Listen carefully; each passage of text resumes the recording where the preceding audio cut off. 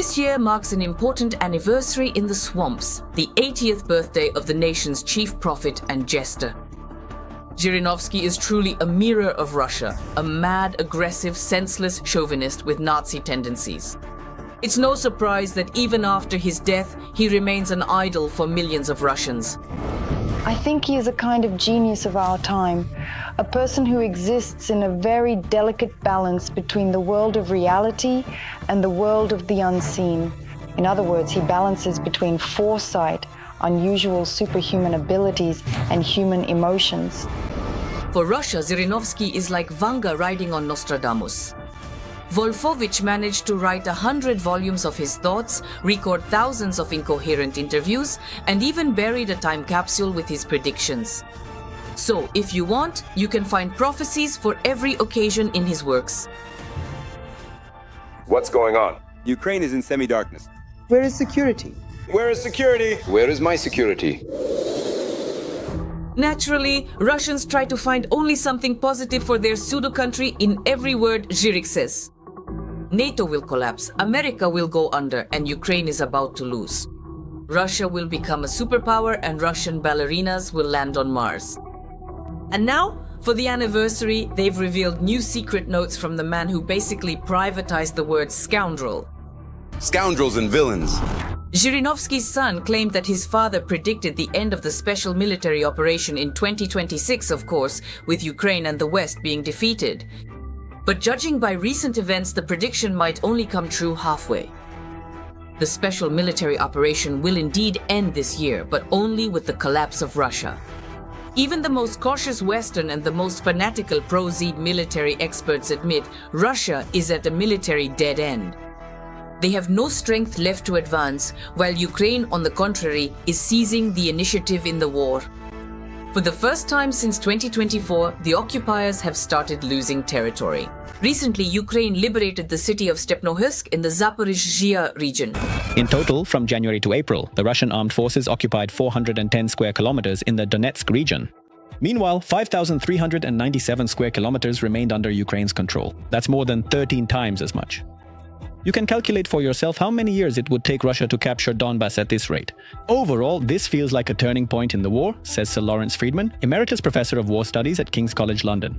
If the Russians have nothing to show for their efforts, I wouldn't be surprised if things start to fall apart in some places. They're running out of soldiers, running out of money, and public patience has turned negative. Maybe Zhirinovsky was right that the special military operation will end in 2026. Though with somewhat different results, ones that would have him spinning in his grave like a hydro turbine. 23%.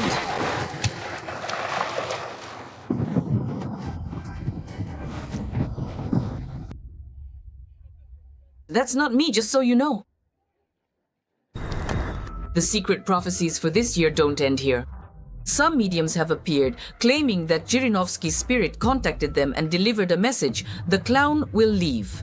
Naturally, Russian propaganda gleefully squealed. He means Zelensky. Zelensky is finished. After all, for many years, it was their rabid Russian television that called him a clown. Hello there.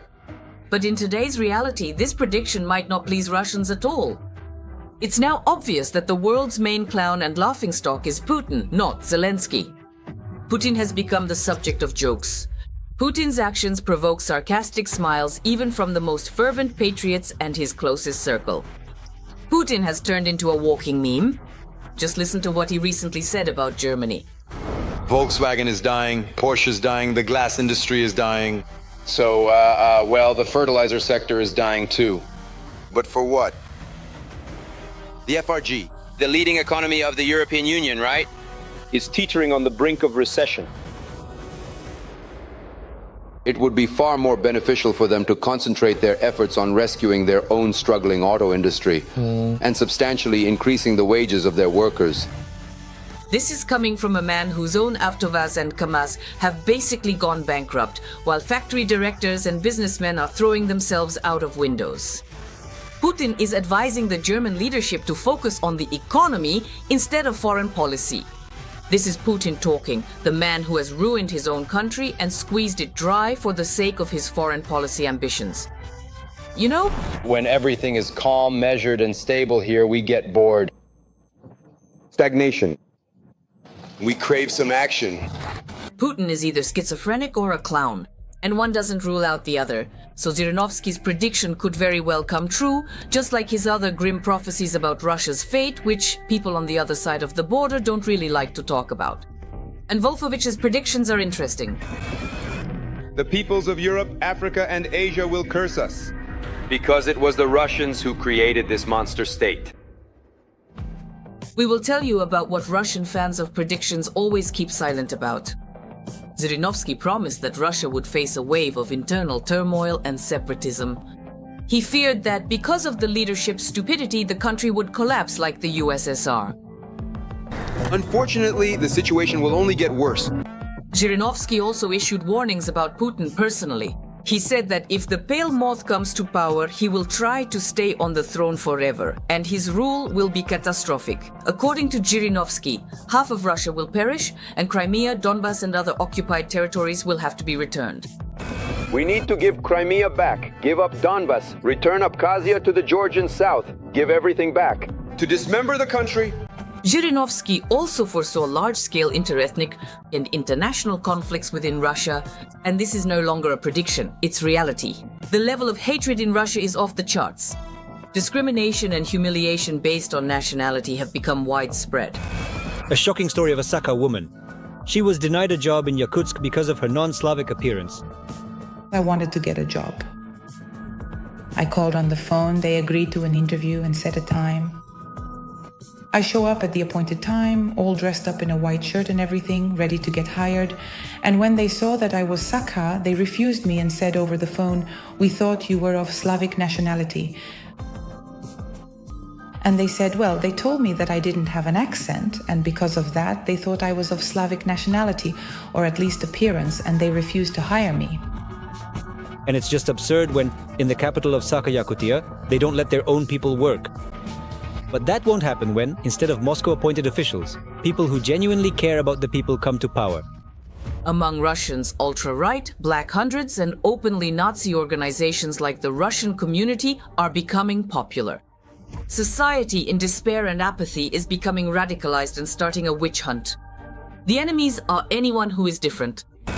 Once again, Russian nationalists are testing the patience of the Kazakhs. This time, it was the leader of the Russian community, Tkachuk, who spoke out. It's all straight from the Kremlin playbook: a fabricated state, Russian lands, and other imperial nonsense. This Russian family's from Kazakhstan, which didn't exist before the revolution. Bolsheviks mapped the territory, seizing Russian lands.